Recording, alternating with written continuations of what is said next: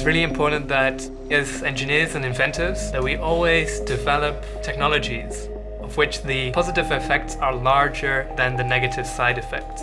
By stacking those inventions on top of each other, eventually you get to a world that will be many times better than it is today. When I was 16 years old, I was scuba diving in Greece, expecting to see all these beautiful things. I was really disappointed because I saw more plastic bags than fish. And I just asked myself, why can't we clean this up? Everyone told me it would be impossible. But to me, massive problems are more fun to work on. Halfway between Hawaii and California is the largest accumulation of ocean plastic in the world. Every year, millions of tons of plastic enter the world's oceans. According to the UN, this is about $13 billion per year. Vessel damage to fishing, as well as pollution on beaches, which needs to be cleaned up. All these large things will crumble down into small pieces. They enter the food chain. That's a food chain that includes us humans.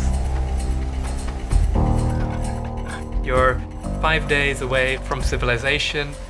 You just look around you and you see all this plastic floating around. The plastic doesn't really go away by itself.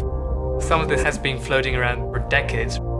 I think you can either be sort of part of the problem or part of the solution. I'd rather be part of the solution. When people say something is impossible, the sheer absoluteness of that statement should be a motivation to investigate more. I think I've really been an inventor all my life.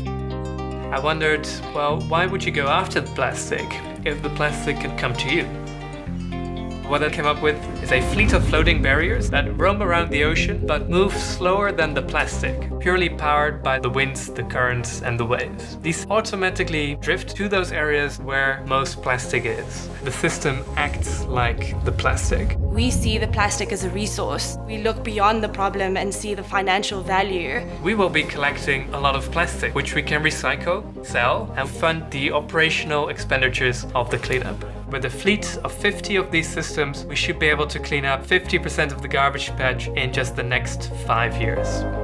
What I really hope is that the ocean cleanup can become a symbol of how we use technology, working with nature to solve the big challenges of our time. 20, 25 years from now, I think we could really get to an ocean that is virtually clean again.